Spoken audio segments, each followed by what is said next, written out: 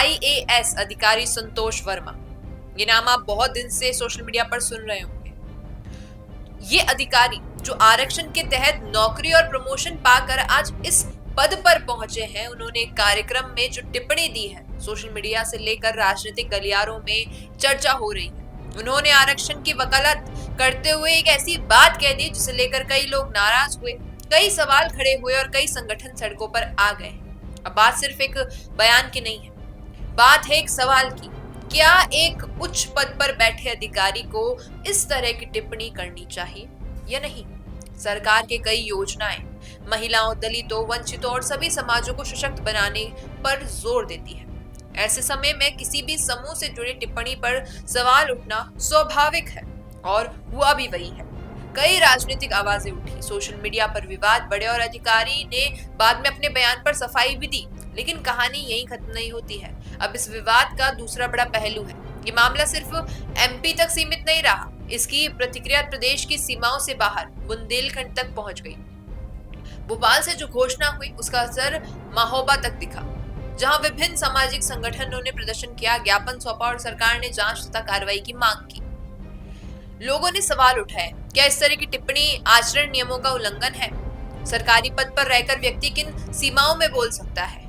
और क्या ऐसे बयान समाज में विभाजन का खतरा बढ़ाते हैं? ये सवाल सिर्फ एक व्यक्ति के नहीं, पूरे सिस्टम के सवाल बन गए। यहाँ एक बहुत बड़ा इशू सामने आता है। भारत में आरक्षण, नौकरियों और प्रशासनिक पदों पर हमेशा से बहस होती रही है, लेकिन बहस और बयान में फर्क होता है। धीरे धीरे मामला यहाँ पहुंच गया कि प्रदर्शन, ज्ञापन, राष्ट्रपति को चिट्ठी और विवाद बढ़ने की चेतावनी। यानी विवाद अब सामाजिक भी है, प्रशासनिक भी है और राजनीतिक भी है। अब बात करते हैं राजनीतिक एंगल की। विरोध करने वाले सिर्फ एक संगठन नहीं थे। कई समुदाय ने कहा कि यह टिप्पणी महिलाओं की गरिमा और समाज की एकता पर असर डालने वाली। उधर दूसरी तरफ सपोर्टर्स का कहना है कि बयान का मतलब गलत तरीके से पेश किया गया है। यानी अब ये मुद्दा सिर्फ बयान बनाम विरोध नहीं है, ये मामला सेंसिटिव पॉलिटिकल बैलेंसिंग एक्ट बन चुका है। असली सवाल तो ये बना है कि ये सिर्फ एक वाक्य का विवाद नहीं, ये 3 बड़े सवाल हैं। क्या उच्च पद पर बैठे व्यक्ति को भाषा और कथनों से ज्यादा सावधानी बरतने की जरूरत है? क्या सरकार और विपक्ष ऐसे मामलों पर एक समान स्टैंड ले सकते हैं? क्या समाज में किसी भी तरह की टिप्पणी जो विभाजन या अपमान की रेखाएं छुए, उस पर तुरंत कार्रवाई होनी चाहिए? ये सवाल हर नागरिक को सोचने की जरूरत है। दोस्तों, ये मामला अब सिर्फ एक विवाद नहीं रहा है, ये हमारे सिस्टम के अकाउंटेबिलिटी का एक एग्जाम बन गया है। कानून क्या कहता है, आचार संहिता क्या कहती है, सरकार क्या कदम उठाती है, प्रशासन इस पर क्या प्रतिक्रिया देता है, यही आने वाले दिनों में पता चलेगा। तो आपकी क्या राय है इस पर? और आपने अगर स्टेटमेंट नहीं सुना हो तो वीडियो के अंत में आप सुन लीजिए और फिर कमेंट में बताइएगा क्या कहना है।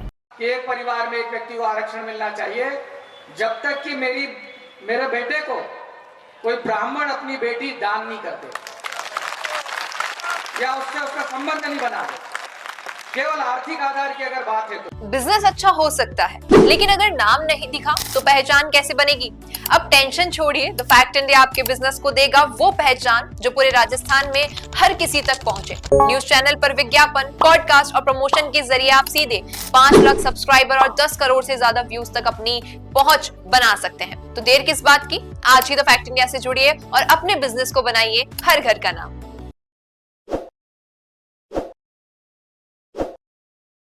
ताज़ा खबरों के लिए विजिट करें द फैक्ट इंडिया की वेबसाइट और डाउनलोड करें द फैक्ट इंडिया ऐप।